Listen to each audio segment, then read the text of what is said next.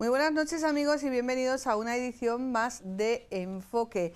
Se cumplen, en este tiempo en el que estamos, porque la pandemia no es cosa de un día, se cumplen 5 años desde la pandemia que se viene a llamar del COVID-19, pero que empezamos todos nosotros a sufrir, a sentir, a vivir a partir de marzo del 2020.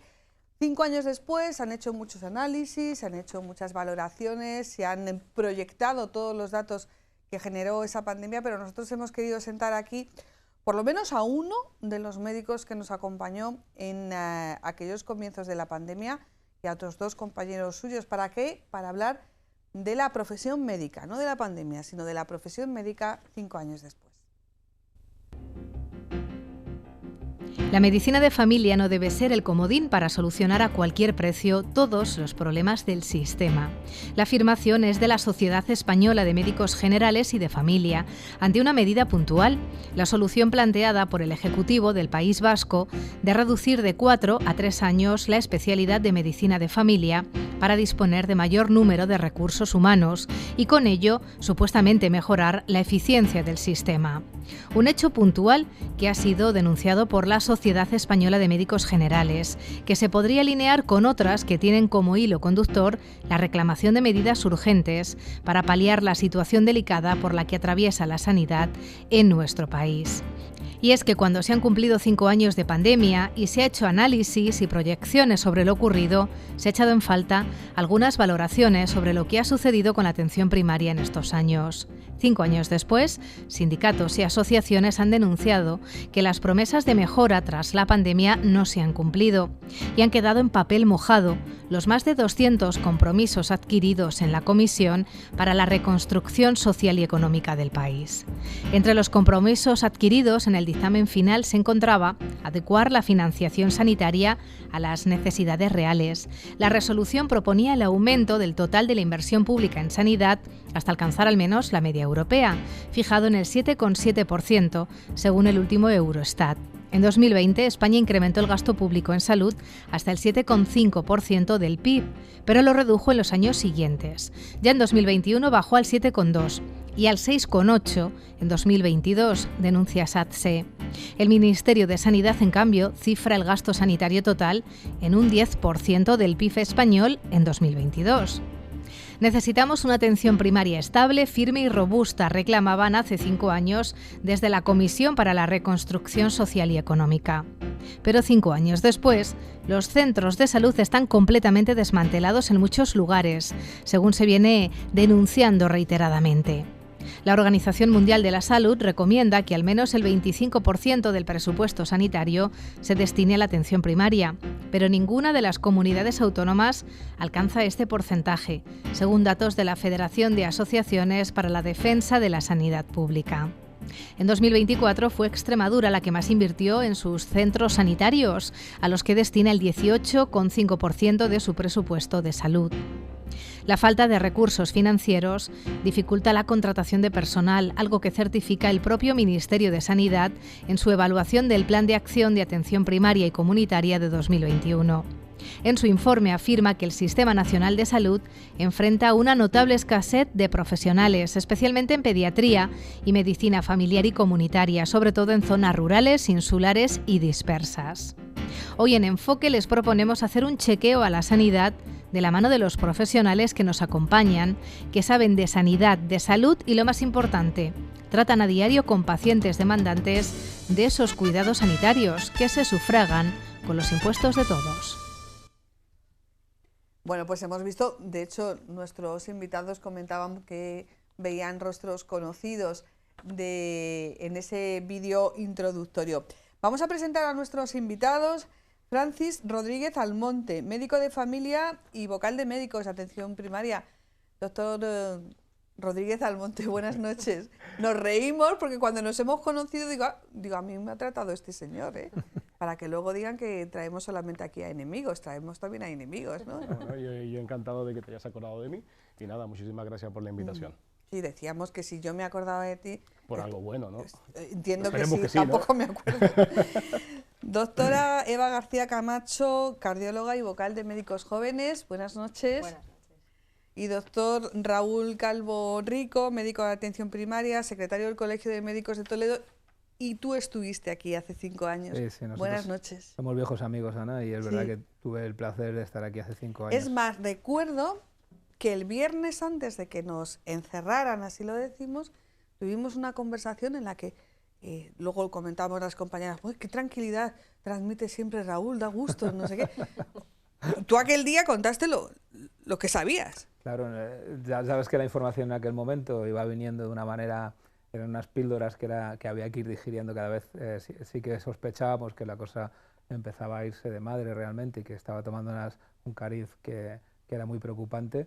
Pero bueno, teníamos que transmitir también esa tranquilidad a la población, ¿no? Para que no entráramos en pánico y pudiéramos sacar adelante con el trabajo y el esfuerzo de todos la situación, esa crítica, que una situación a la que no estamos acostumbrados a vivir desde hacía 100 años en el mundo, ¿no?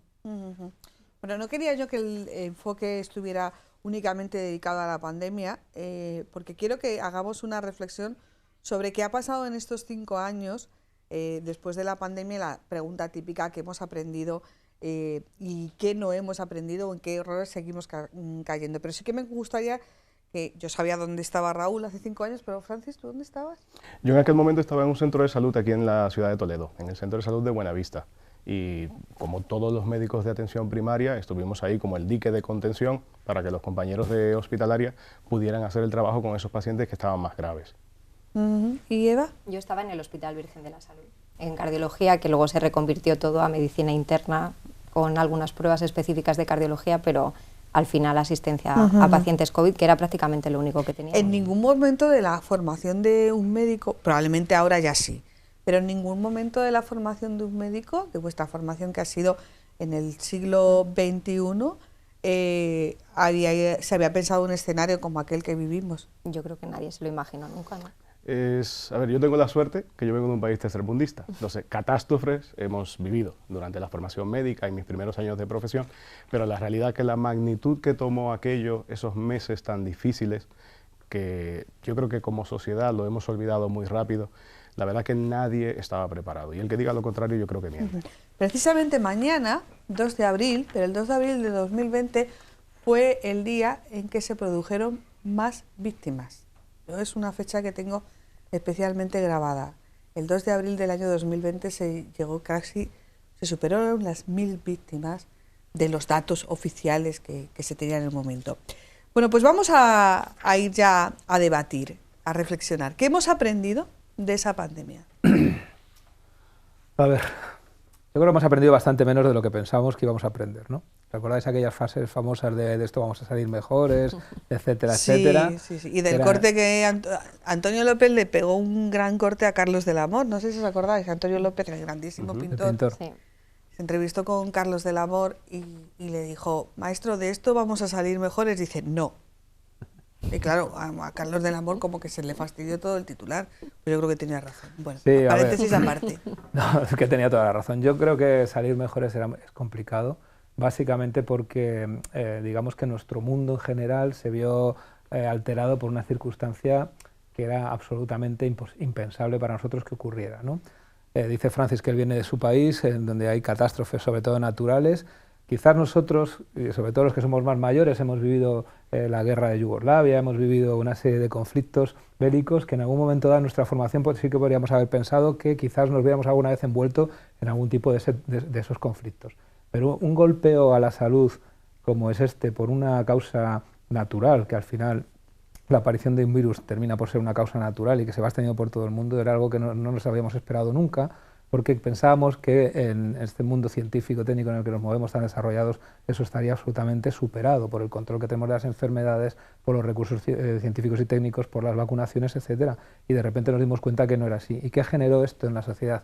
Es lo que me parece que nos ha hecho peores. Yo creo que ha generado un miedo importante en la sociedad, un miedo, muchas veces un miedo subterráneo, subconsciente, pero otras veces un miedo muy consciente, muy palpable, de un miedo a enfermar, un miedo a no curarte en el momento, en unos plazos que uno considera que deben ser mucho más cortos, un miedo a que la cosa se complique, un miedo a que aparezcan otro tipo de enfermedades. Y estos miedos que ha adquirido nuestra sociedad, evidentemente a base de ver cifras en los telediarios, en las noticias de miles y miles de muertos, este miedo está sobrecargando de una manera extraordinaria los sistemas de salud después de la pandemia y estamos teniendo problemas muy serios y va a ser muy difícil quitarle a la sociedad este miedo. Creo que tienen que pasar años, generaciones, para que este miedo desaparezca y volvamos a vivir en una sociedad que no tenga miedo a enfermar, que es un proceso natural del ser humano. O sea que compartís conmigo y con una gran parte de la sociedad en que 5 años después, yo me acuerdo programas que hemos hecho aquí antes de la pandemia en los que reivindicabas a la atención primaria no solamente como un pilar básico del equilibrio de la salud pública, sino que denunciaba, y si se ha hecho desde el Colegio de Médicos, un saludo a Nati Laín, que ella también como urgencióloga lo ha hecho muchas veces, denunciabais que hay que dotar bien la atención primaria antes de pandemia, y ahora sí que es verdad. O sea, que compartís conmigo, por volver a lo que os iba a plantear, esa percepción que tiene la sociedad en que la sanidad está peor después de la pandemia. La sanidad está peor, la confianza está peor. Yo creo que uno de los problemas que tenemos en atención primaria, aparte de la precariedad que tenemos, es el hecho de que muchas veces la persona que te atiende no es el que te ha visto siempre. Y ese grado de confianza que tiene que haber con un médico de primaria, porque tú piensas que el médico de primaria trabaja con algo que nos da miedo a todos, que es con la incertidumbre. Entonces, cuando un médico de atención primaria, un pediatra de atención primaria, te explora, te dice, va a ir todo bien, el paciente tiene que confiar en ese médico. Entonces, vamos con miedo. Yo, sinceramente, creo que también estamos peor en ese sentido. Y en la atención ya especializada, la atención de hospitales, como puede ser cardiología.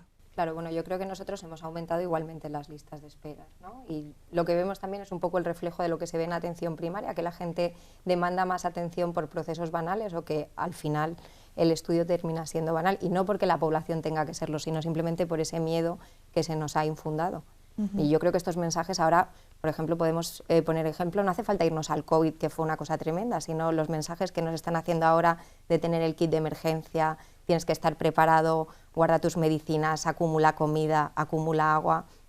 Esa sensación yo creo que se refleja en todos los procesos. Y luego yo creo que otro problema que tenemos también y que sobrecarga mucho también a la atención primaria es que tenemos una lista de espera tan larga para determinadas pruebas y determinadas intervenciones que hace que los pacientes vuelvan a atención primaria una y otra vez porque nosotros no somos capaces de darle una solución. O sea, que estamos de acuerdo que la pandemia generó un miedo que, aunque es irracional, en muchas ocasiones es comprensible y que se ha instalado en diferentes sectores, ¿no?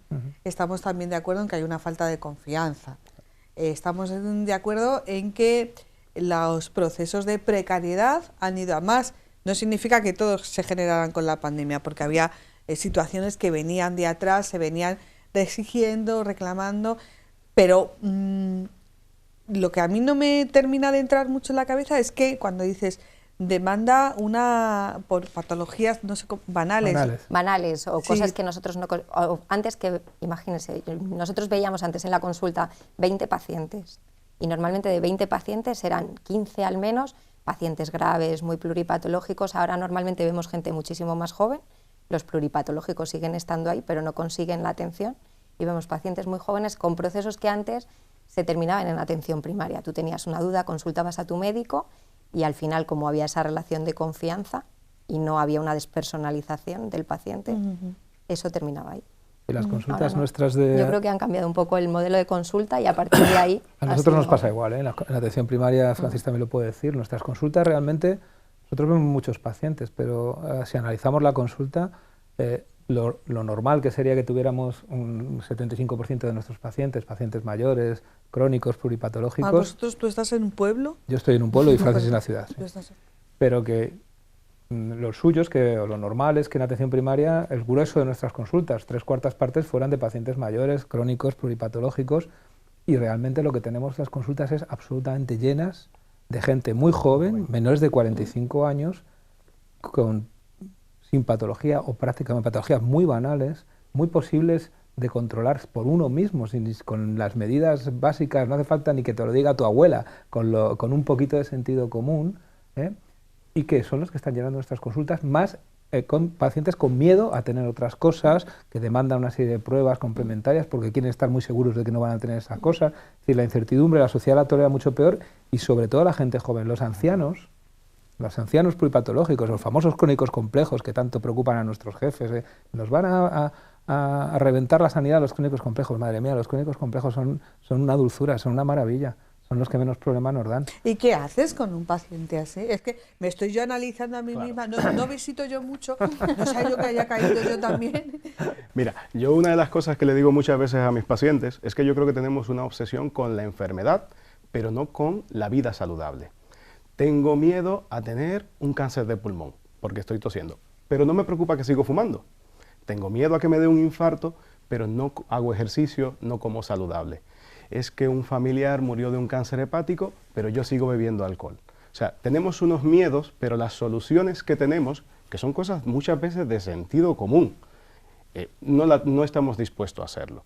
Queremos que todo sea inmediato, y la vida es un proceso y es un esfuerzo. El que te diga que vas a solucionar un problema de salud de la noche a la mañana, tienes que desconfiar. Entonces yo muchas veces a mis pacientes lo que les digo, ese miedo que tienes hoy porque estás acatarrado y tienes disnea y estás tosiendo y te fatigas, vamos a volcar ese miedo para que dejes de fumar. Entonces vamos a enfocarnos en los procesos sanitarios a evitar las enfermedades. Sí, pero bueno, habéis mencionado un concepto que es muy interesante, que es el concepto de la inmediatez, que ataca, y utilizo el verbo con todo el significado, a diferentes ámbitos de la vida. Ataca a la sanidad, a la salud, a la vida, en el sentido de que quiero una solución inmediata para esto. Mira, te voy a poner un ejemplo. Un proceso catarral, en general, suele durar entre 7 y 10 días, independientemente de lo que hagamos. Cuando tú vas a tu médico de atención primaria, cuando tú vas a un servicio de atención continuada de un centro de salud, cuando te ponemos un analgésico, no es para cortar el tiempo, es para que sea más llevadero. Entonces, un paciente entiende que como tengo tos de un día, voy a ir hoy para que pasado mañana se me cure. Como no se me ha curado y me han puesto algo, pues vuelvo a ir. Y que me ponga antibiótico. Y claro, buscando el antibiótico para un proceso vírico.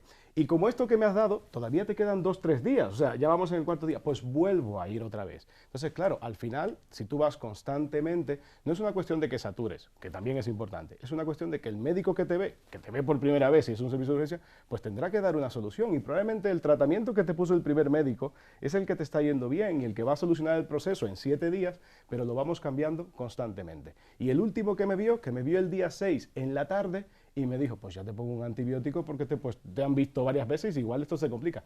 Y en la noche ya me encuentro mejor. Pues fue el antibiótico que me curó. No funciona así. La sanidad no funciona así.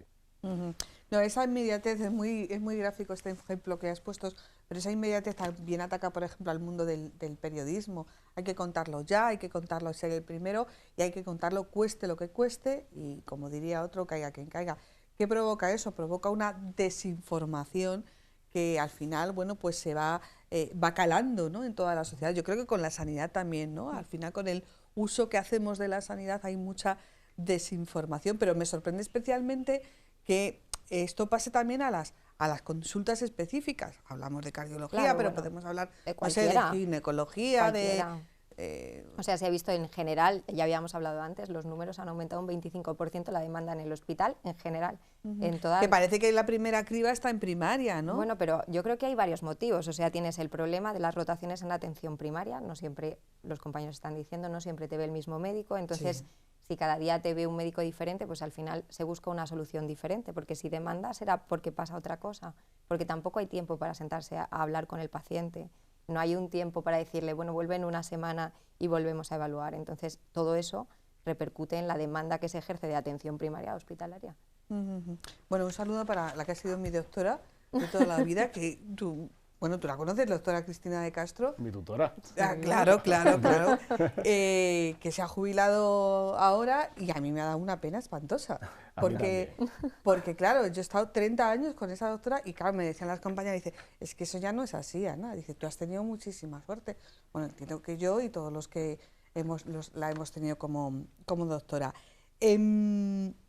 ¿Tenemos adicción a la prospección médica, al medicamento? A mí y a las pruebas, hay una especie...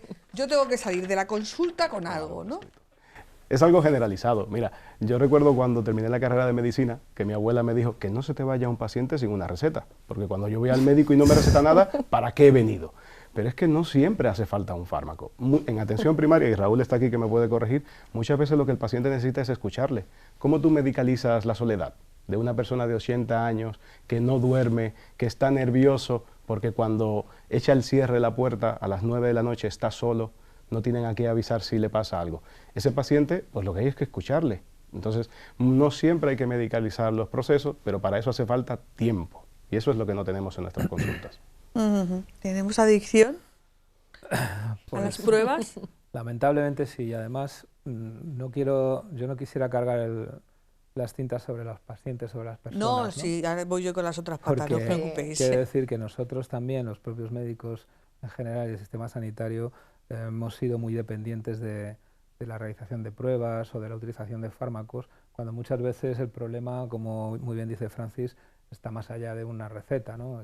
Hay una serie de condiciones que son muy difíciles de modificar por nuestra parte, ¿no? Los famosos determinantes sociales que se llaman, la pobreza, la precariedad laboral, en fin, el género, ¿no? El ser mujer, etcétera, que también influyen mucho en la salud y sobre los que tenemos poco que hacer. Evidentemente, como bien dice Francis, cuando llevas 45 pacientes vistos, te entra el paciente 46 y le duele mucho la cabeza porque realmente lleva 2 semanas llorando porque su hijo no tiene trabajo y se ha quedado en el paro y no tiene con qué comer y le duele la cabeza por eso y tú lo sabes, pues no puedes dedicarle 20 minutos a explicarle que eso es así, que no pasa nada, y a veces el recurso fácil es mandarle una pastilla, ¿no? Y a veces es el recurso que también el paciente parece que quiere, ¿no? Es decir, necesitamos tiempo, efectivamente, como dice Francis, pero para tener ese tiempo tenemos que limpiar las consultas de cosas que realmente no nos corresponden. Y le decía yo a una paciente mía que me preguntaba sobre unos papeles de Linz, una cosa de locos, que yo no sabía absolutamente de qué iba. Yo le decía, es que yo cuando estudié medicina, yo estudiaba para intentar curar a los pacientes o para no acompañarlos. Digo, pero yo no sabía que tenía que estudiar tanto de papeleo. Si lo hubiera sabido, me había hecho notario o algo de eso. Bueno, porque nuestra consulta está muy burocratizada. Es una queja también muy presente en el mundo de la docencia, de los profesores. Entonces, todas estas cosas, ese tiempo que dedicamos a tareas que no tendríamos hacer nosotros, son tareas administrativas, lo normal es que las haga un administrativo. ¿De acuerdo? Un administrativo de la salud, perfecto, no tiene por qué ser un administrativo general, puede ser un administrativo con una formación específica. Tener a un médico ocupado en una tarea, una labor administrativa no tiene absolutamente ningún sentido, ¿no? Creo que es como, no sé, como tener al piloto de un 747 dedicado a ordenar el equipaje en el avión, ¿no? Creo que cada uno tiene que centrarse en una tarea determinada, ¿no? Y luego es verdad que también a nivel hospitalario, y aquí Eva lo puede corroborar, que a veces pues somos los médicos excesivamente... claro, la tecnología ha avanzado tanto y tenemos tantos recursos que a veces empezamos, sobre todo las generaciones más jóvenes, les cuesta moverse sin todo ese recurso tecnológico detrás, ¿no? Y a veces, claro, los pacientes, por ejemplo, esto ocurre mucho en urgencias, lástima que Nati no haya podido venir, porque quiero decir que en urgencias a veces parece que si entras por urgencia ya te tienes que llevar como mínimo un análisis y como mínimo una radiografía porque has ido al hospital, cuando a veces ni siquiera eso es necesario, ¿no? Tenemos que también saber aprender los médicos a trabajar sin tanto respaldo tecnológico detrás, porque hemos trabajado así toda la vida, no pasa nada. Sí, en ocasiones parece hasta un parapeto. Hay determinadas consultas, cada médico me imagino que organiza su consulta donde pone el monitor, donde pone el teclado, donde pone la... hay algunas pantallas que están puestas como auténticos parapetos, muros, para que tú no tengas capacidad de mirar al médico a los ojos o el médico no quiera o no tenga capacidad para mirarte a ti a los ojos. Pero yo decía que íbamos a tocar, y como siempre no estoy cumpliendo los tiempos, pero lo voy a intentar, vamos a tocar todas las patas. En aquellos primeros meses de la pandemia, tú lo decías, vamos a salir mejores, se dijo, bueno, pues este tiempo no fue el caso de los sanitarios, pero sí que se paró en las actividades que nos iban para reflexionar, para ver qué es lo que podemos hacer mejor y tal. No fue el caso de los sanitarios porque no tuvisteis tiempo, pero sí que es verdad que los gestores de la administración pública y de la sanidad dijeron, bueno, pues esto nos va a servir. ¿Se ha cumplido algo de lo que se prometió? Por no liarme. No. Yo creo que no. La respuesta simple es que no se ha cumplido. Y un ejemplo de ello es que estamos aquí todos debatiendo el mal camino que está tomando la sanidad en todo el territorio nacional. Esto no es una queja solamente de una área específica. Entonces yo creo que no se ha llegado a cumplir nada. Pero seguimos diciendo que tenemos los mejores médicos, los mejores enfermeros, que se nos van fuera. Nos lamentamos muchísimo porque se nos van fuera. ¿Y se sigue sin hacer nada? Bueno, esa respuesta es difícil, ¿no? Yo creo que, a ver, no quiero ser ser tan catastrofista como dice Francis, yo creo que cosas sí que se han hecho. A ver, nosotros estamos en un sistema, concretamente en el SESCAN, desde la pandemia se han convocado posiciones en varias ocasiones, es decir, se está incrementando el personal, tanto médico como enfermería. Evidentemente nosotros siempre querríamos más y pedimos, y así lo pedimos más, pero sí que pedimos desde el primer momento que hubiera una estabilización en los trabajos, precisamente para evitar esas rotaciones que dicen mis compañeros, y efectivamente yo creo que el proceso de ofertas de empleo se está intentando sacar en el SESCAN en todas las especialidades y en las otras categorías profesionales con cierta regularidad. Se ha incrementado mucho el tema formativo, es decir, se han aumentado las plazas de médicos en formación en todas las categorías, también en Castilla-La Mancha, intentando además que esos médicos en formación, cuando terminen, se queden, es como tenemos que hacerlo. Médicos en formación, hablamos de los MIR. De los MIR, Estamos hablando de los vale. MIR. Que tiene una pregunta. No Que tiene, no del resto de la el único formación, sentido que ¿no? tiene precisamente incrementar las plazas es que esa formación que generamos en Castilla-La Mancha se quede en Castilla-La Mancha. O sea, estamos enseñando a ser médicos aquí en Castilla-La Mancha, lo suyo es que eso se vuelque después en Castilla-La Mancha, pero ese trabajo es un trabajo de los gestores, y el servicio de salud tiene que dar las condiciones para que esa gente también formada, esas médicas, esos médicos también formadas, se queden en Castilla-La Mancha. Y esas cosas yo creo que se están haciendo. Se han incrementado la medida de las posibilidades de determinados recursos también estructurales, tecnológicos, hospitales, centros de salud y demás. ¿Es lo que necesita la sociedad? Nunca va a ser suficiente, yo lo tengo claro, nunca va a ser suficiente. Sobre todo si no somos capaces, si esta sociedad, como te digo, no da ese giro hacia el autocuidado, hacia la prevención en cabeza, hacia la salud, no hacia la enfermedad, hacia que la salud esté presente en todas las políticas, no solamente en las políticas sanitarias. Es decir, que si tú vas a construir un barrio, te asegures de que el barrio tenga zonas verdes, que tenga zonas para correr, que tenga un carril bici para que la gente haga bicicleta, que tenga aparatos para que los abuelillos vayan a hacer gimnasia. La salud tiene que estar presente en todas las políticas, no solamente en las políticas sanitarias. Si no vamos por ese camino, nunca habrá recursos suficientes, es imposible. No, nosotros seguiremos trabajando, pero... Porque al final será una especie de fagocitación, o sea, cuanto más medios tecnológicos, cuanto más profesionales tú sepas que tienes a tu disposición, pues más vas a tener demanda si no estás adecuadamente educado. Claro, yo también entiendo al médico que ante una consulta calificada de, pues eso, de banal, ¿tú qué haces? Se lo dices, oye, macho, para estas cosas no vengas. O... No, porque no es el miedo es... Ha dicho él. No, el miedo es libre. O sea, yo intento en mi consulta no solamente atender y tratar, sino también educar. Toma tiempo, lleva un esfuerzo detrás.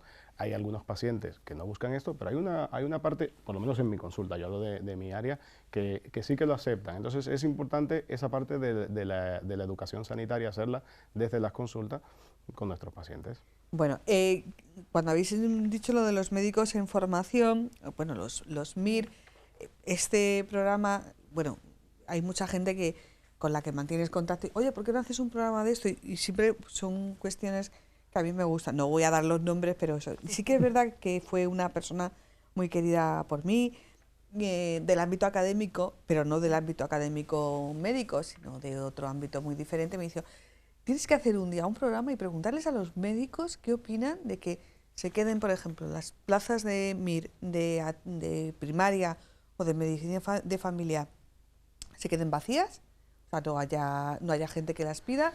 Y luego otras especialidades, no voy a decir qué especialidad me dijo para no, bueno, pues tengan como sobreabundancia. Eso tenéis... A ver, yo creo que ahí está claro, y yo creo que desde la vocalía de médicos jóvenes a nivel nacional se ha hecho un trabajo muy exhaustivo sobre eso.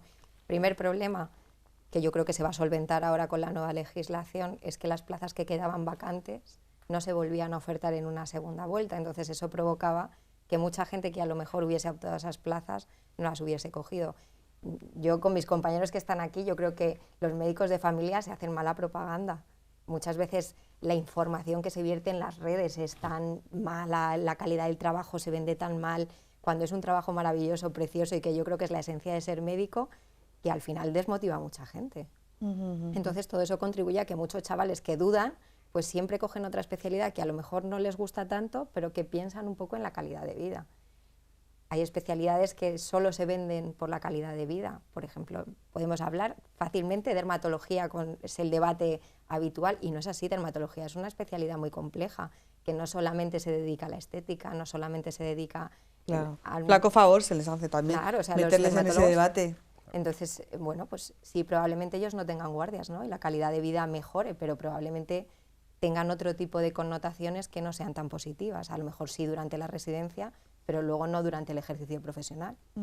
A diferencia de otros médicos, pues ellos están obligados, sí, el complemento de las guardias, que es un complemento muy importante en los sueldos de los médicos, los dermatólogos no lo tienen porque no tienen guardia. Entonces, si quieren ese complemento, está la privada. Con lo cual, pues bueno, yo creo que no es tan fácil como... Eva, hablando un poco, ha sacado dos temas importantes que los tengo yo ahí. Uno de ellos es los sueldos y el segundo la privada. No es objeto, bueno, lo podemos tocar, no tengo ningún problema. El tema de los sueldos sí, porque de hecho Raúl tuvo una aparición hace 2, 3 semanas, creo recordar. La ministra de Sanidad es médico. Anestesista. Es médico anestesista, además ha ejercido siempre en la pública. Sí, en el 12 de octubre. En el 12 de octubre. En el 12 de octubre.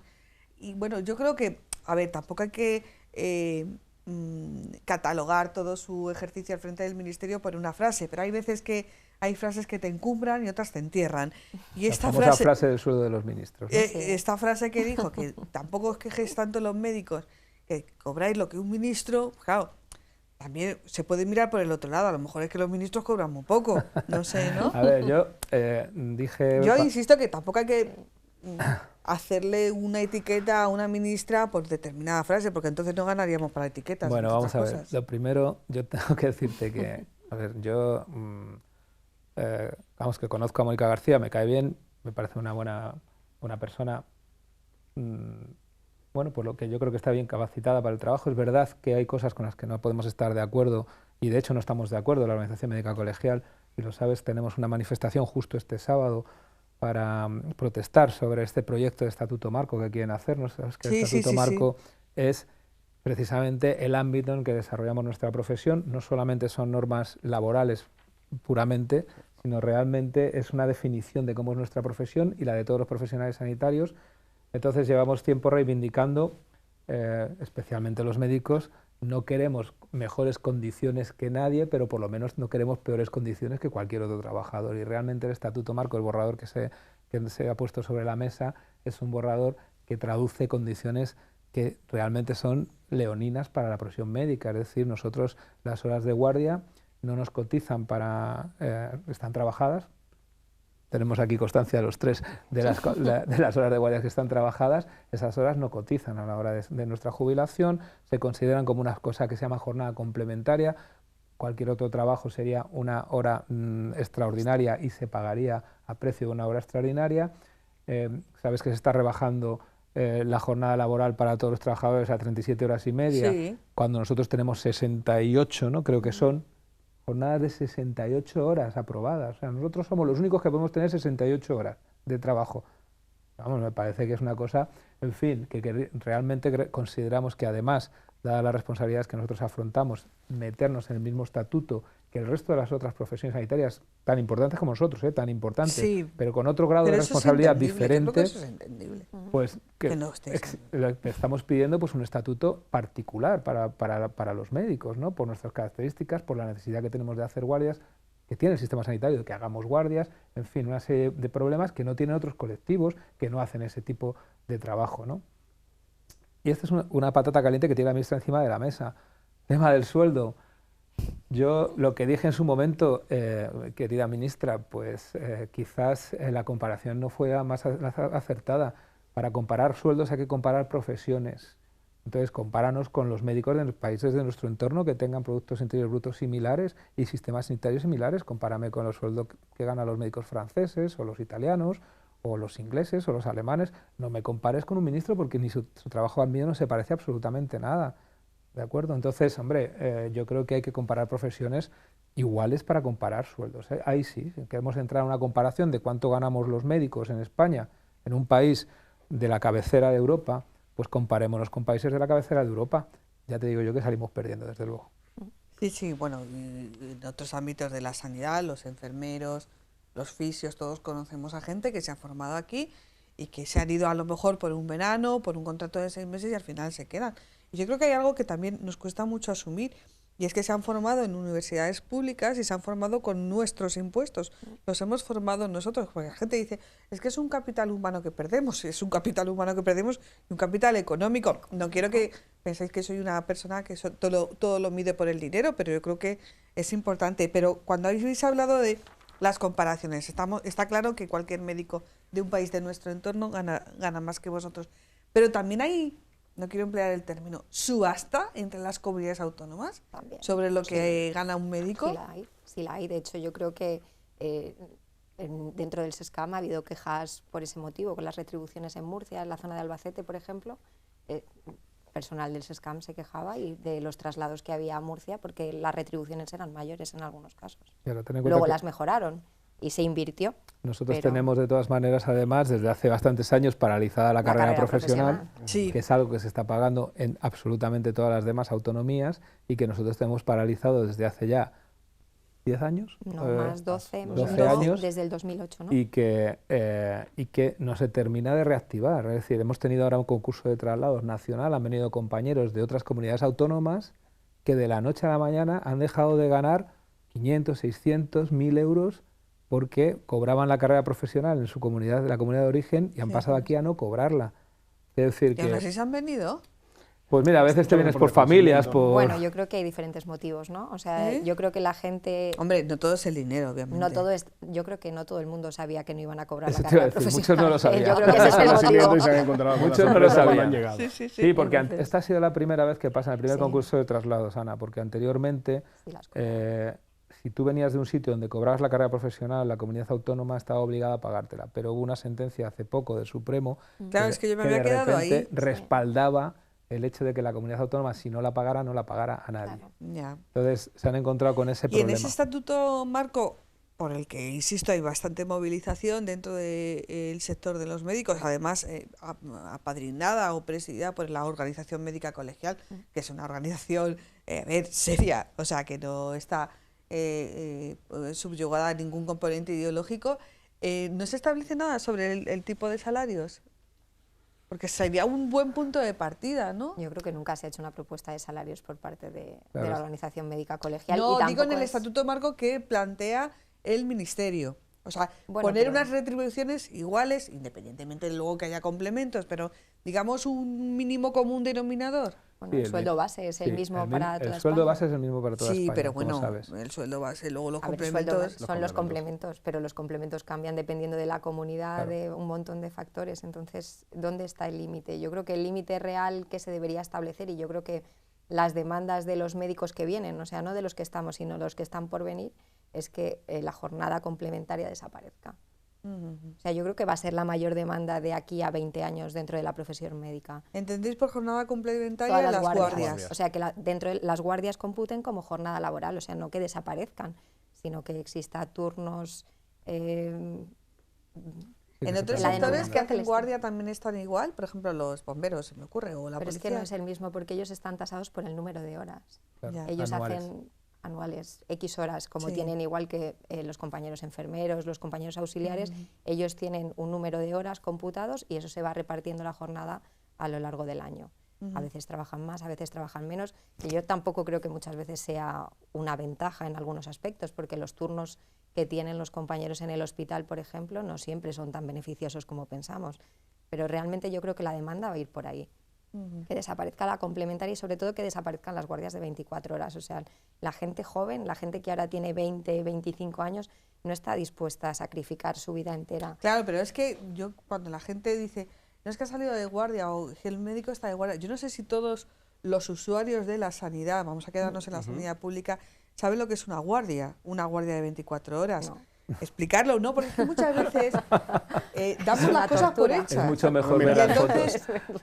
Yo te puedo poner mi ejemplo porque yo acabo de salir de una guardia de 24 horas. Y entonces, ¿tú cuándo se empezó a trabajar? Yo empecé a trabajar ayer a las 8 de la mañana en mi consulta en el consultorio local de Nambroca y terminé mi jornada en mi consulta a las 3 de la tarde.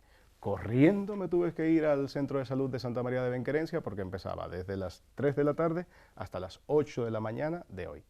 ininterrumpido y atendiendo personas. Entonces, no es solamente por el trabajo. ¿Y hoy luego has ido a Ana Broca? Ya no. Ah, bueno. Claro, pero el problema... O sea, que has hecho 24 horas. He hecho 24 bueno, más de horas, 24. Tengo una libranza de 8 horas, que es la consulta de hoy, que no la he pasado, pero es que dentro del estatuto queda un poco en la nebulosa qué pasa con esas 8 horas que yo no he estado hoy en mi consulta, porque en teoría tendría que recuperarla, pero ¿en qué momento?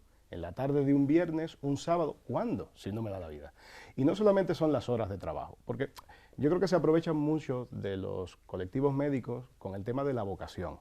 Se aprovechan de nuestra vocación. Uy, es que la vocación es muy mala. La vocación es muy amplia. Pasan otras profesiones también, ¿eh? Pero el problema es la seguridad del paciente. O sea, yo he visto pacientes desde las 8 de la mañana del lunes hasta las 8 de la mañana de hoy martes. Y yo te puedo garantizar que aún con el mejor deseo, mi capacidad mental no era la misma a las 8:15 de ayer que a las 7:50 de esta mañana. Porque soy humano, por esa sencilla razón.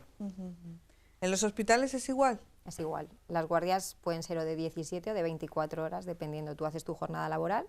Entonces después tendrías 17 horas de guardia, que normalmente nunca se sale a las 8. No. Siempre se sale mucho más tarde, haces el pase de guardia, lo que quede pendiente, hay gente que se tiene que quedar extra por otros motivos, y luego si es fin de semana son 24 horas. Y la libranza solamente libras al día siguiente, o sea, no libras más que... No tienes 3 días. Ni claro, o sea, yo creo que la comparación con los compañeros que hacíamos con los bomberos, ellos normalmente pues hacen un turno de 24 horas y luego libran X días.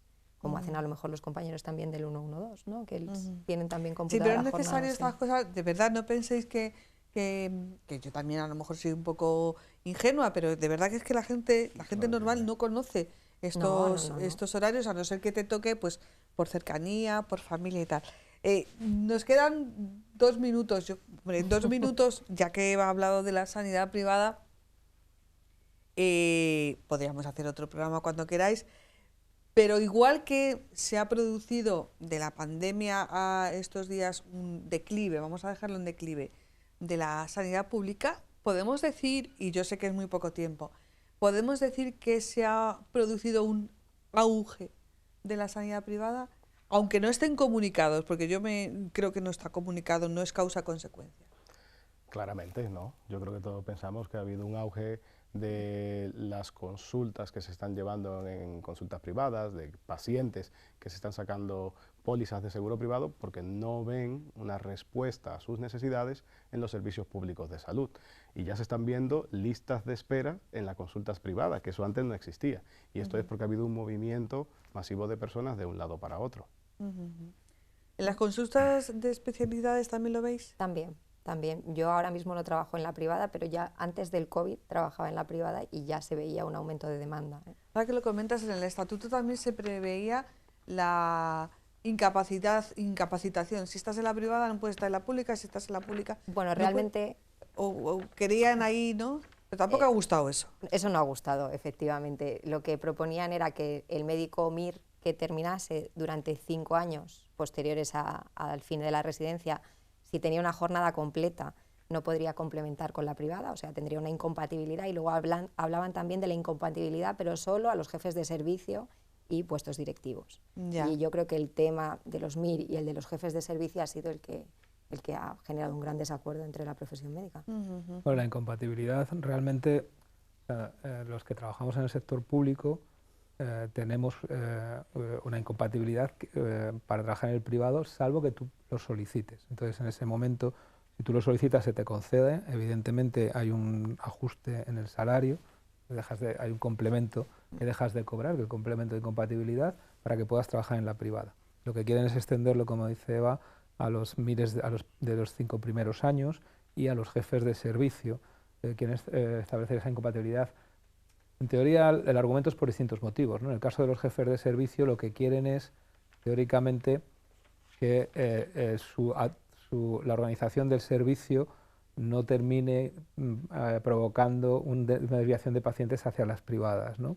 Quieren controlarlo de esa manera. Hombre, es una cosa que realmente, desde nosotros que somos un colectivo, los colegios de médicos que defendemos la profesionalidad de nuestros colegiados, no podemos aceptar que se considere que los jefes de servicio sean personas que utilicen sus recursos como gestores de un servicio para desviar pacientes hacia las privadas. Se siembra la sospecha, digamos, con ese planteamiento. Eso, desde luego, para nosotros, para el Colegio de Médicos de Toledo y, por supuesto, para los colegios profesionales de médicos, estamos absolutamente en contra, ¿no? Creemos que si hay alguien que esté haciendo eso, la Administración y los servicios de salud tienen recursos para descubrirlo y para castigarlos como merecen, ¿de acuerdo? No me parece que se pueda sembrar esa sospecha de forma generalizada en todos los jefes y las jefas de servicio. Y respecto a los residentes, en esos 5 primeros años, lo que se pretende con esta medida es precisamente que revierta esa formación que se ha dado, que revierta en el sistema de salud público.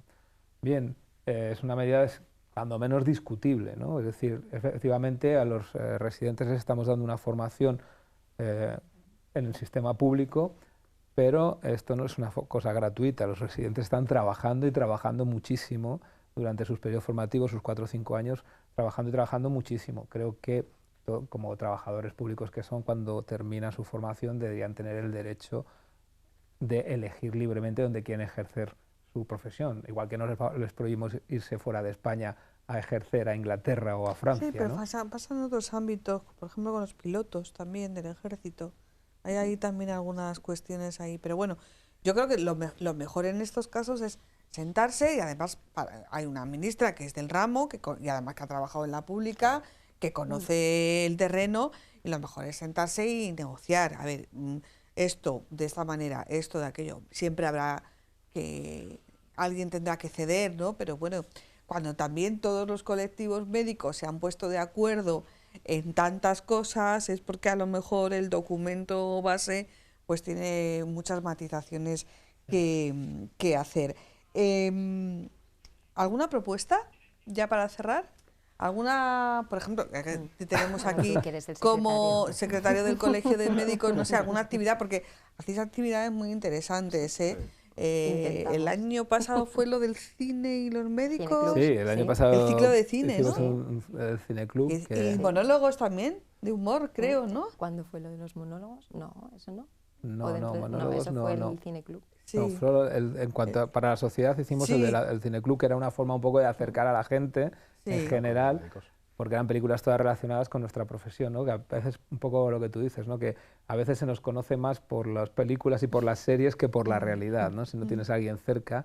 Y entonces quisimos un poco elegir películas que fueran lo más realistas posibles o lo más parecido posible a nuestro desempeño, un poco alejados de Anatomía de Grey, el Doctor House y demás, ¿no? Que son muy peliculeras y muy bonitas para ver en Netflix. En el gremio del periodismo pasa lo mismo, ¿eh? O sea, no consuelo, pero...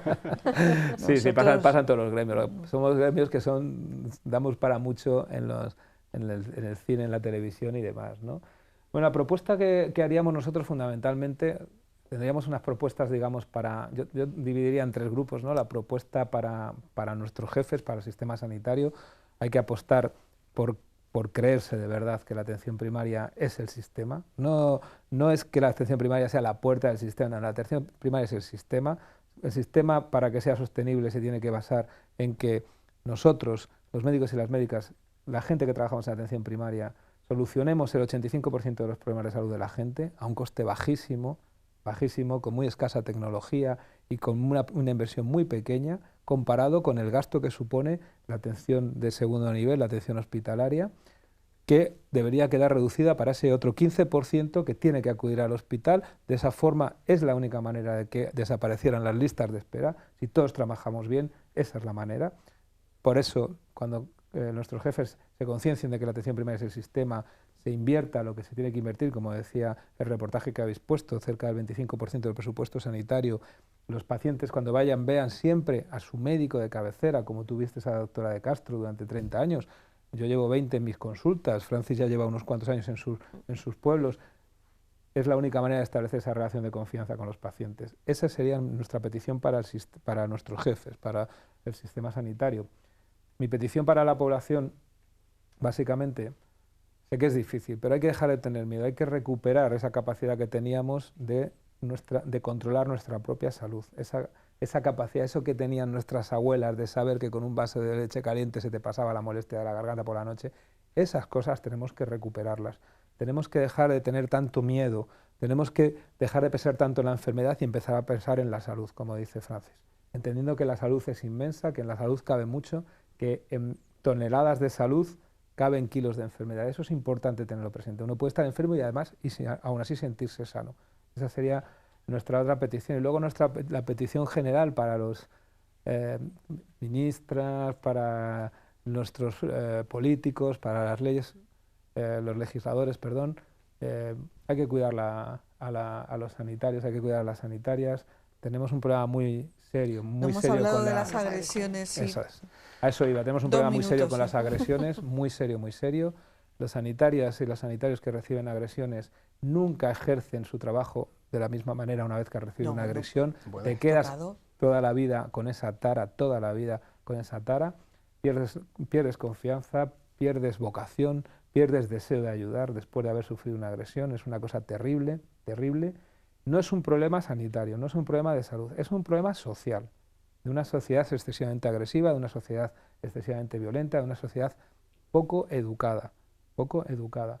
Si no lo trabajamos como un problema social, como nos pasó con la violencia machista, donde nos dimos cuenta que no era un problema de un ama de casa, que era un problema de nuestra sociedad, no se va a arreglar. Si queremos que lo arreglen los sistemas sanitarios, no se arreglará. Es un problema de la sociedad, o lo tomamos como tal, como hicimos exactamente igual que hemos hecho con la violencia machista, y así fijaros el trabajo que tenemos detrás, o lo tomamos de esa manera o no vamos a arreglar ese problema tan serio. Sí, lo tenía aquí apuntado, ciertamente se me ha olvidado, pero yo creo que es necesario plantear ese problema, y tú lo dices, es una sociedad pues que ha perdido el concepto de autoridad, que está desinformada, que está aquejada de la patología de la inmediatez, y no quiero emplear otros términos como conspiranoicas y todo por el estilo, porque yo creo que nos estamos entendiendo. Muchísimas gracias a los tres. Hemos de decir que los que hemos hecho este programa, los operadores de cámara, David, que está aquí conmigo, Juanjo Tebar, que está arriba del realizador, nos hemos sentido muy a gusto y sobre todo nos hemos sentido muy cuidados, porque sabíamos que si pasaba algo estábamos, nunca mejor dicho, en buenas manos. Os lo he dicho antes, a mí los médicos me tienen ganada, porque yo creo que hacéis un gran trabajo y que, como muchas veces le he dicho yo a Raúl, a veces se tarda en pedir una cita de atención primaria, a mí me pasa, a veces 15 días para que te vea el médico, a veces incluso más, hay listas de espera, pero yo lo tengo y lo sabe Raúl por experiencia personal, que cuando un médico tiene que correr, no corre, vuela. Y yo creo que eso nos lo tenemos que tatuar. Y tenemos que ser muy conscientes de que una simple consulta de un médico de atención primaria cuesta un dinero y no lo valoramos lo que nuestros impuestos hacen para que ese trabajo sea factible. ¿Que se puede mejorar? Desde luego. Y que si mejorara todos estaríamos mucho mejor también. Así que muchísimas gracias a los tres y nosotros nos vemos la semana que viene. Buenas noches.